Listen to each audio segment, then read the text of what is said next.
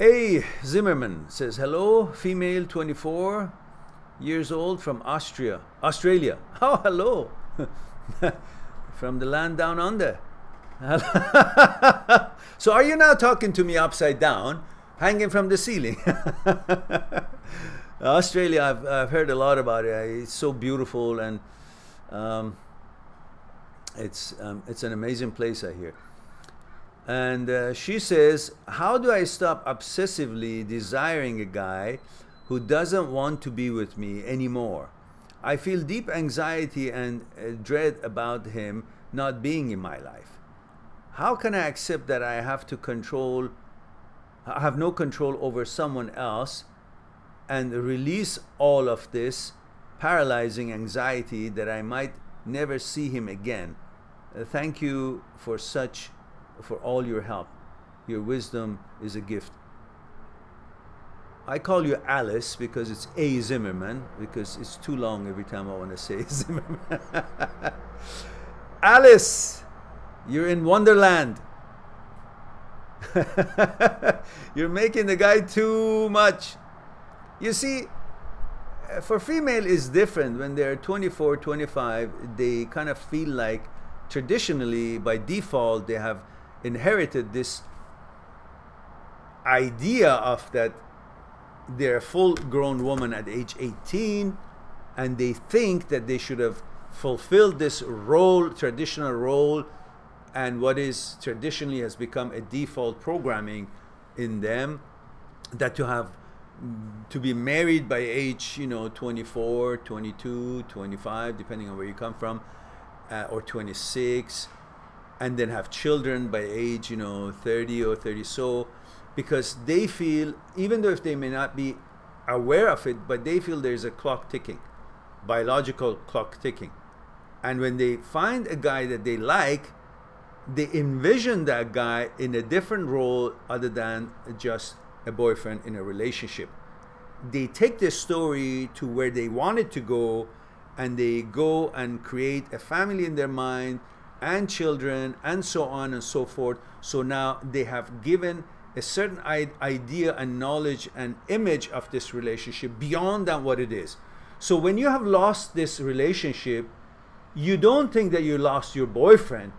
You actually think you lost that image and the story, that scenario that you had put together throughout this relationship in your imaginations, because that's what you wanted it to be. And now that had been encapsulating this relationship, and now that it's not no longer, you think that is what you lost. That was an illusion that you had created. It is not what you lost. You only lost a boyfriend. A boyfriend who wasn't willing to carry on this role in your theater, which disqualifies the guy. Why would you want an actor to act in your theater who's not qualified, can't read the lines, and can't have the right posture and facial expressions and interaction with the audience as the role that he is given? Why would you want to hire that guy? Same thing here. You had created him into certain kind of a role in that scenario that you have envisioned for yourself. And now that it is not working, instead of realizing that he's not qualified for this role, to take any leadership in this role or have that role, to be given and hired for that role, instead of realizing that, you're just thinking that you have actually lost the vision. You've actually lost that image. You actually lost that scenario. You didn't. This guy ended up not being qualified. He failed the audition. Boyfriend-girlfriend time is an audition. And often, they don't pass each other's audition. And that has no reflection on them, really. It just means that they weren't equipped for that role. They had lesser expectations. So, you be jubilant that you found out the actor that you were actually going to open on Broadway and was going to expand and advertise all over the world for it, actually turned out that you know that this actor is not qualified. Otherwise, you would be terribly, terribly disappointed when the actual opening day would come and he would bomb it. He would mess up the actual storytelling role in that theater.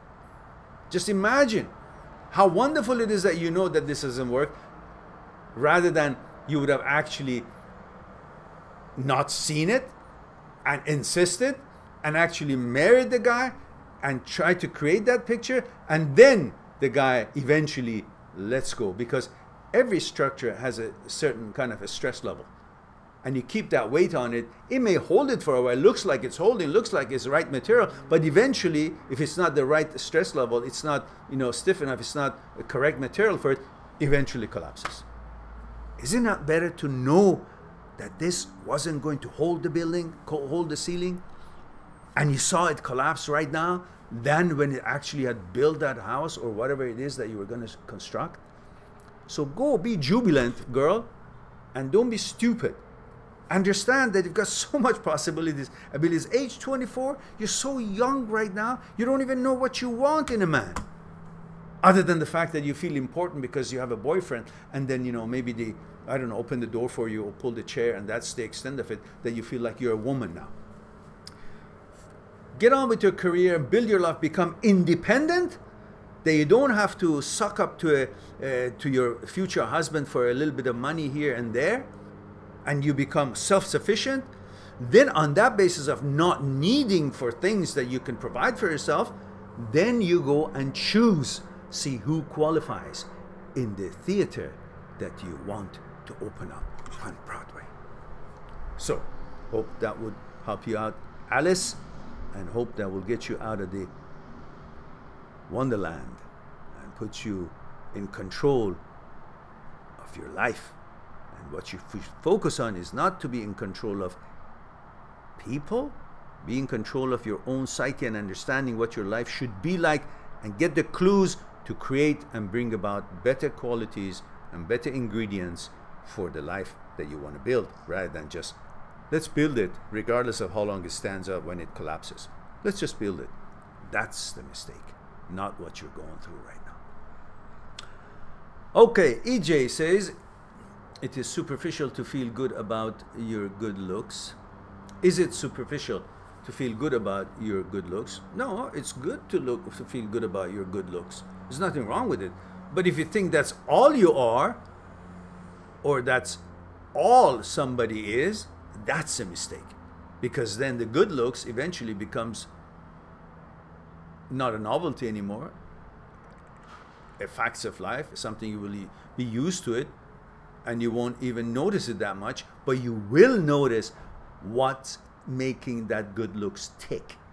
Inside of that good look will never end to amaze you if it's full of shit, and it will be painful. So it's okay to enjoy the good looks, but it is also important to know that the good looks is not the limits that you should expect. And what makes that entity, physical entity, function is where you should focus to find quality as well, or to be meeting your standards as well.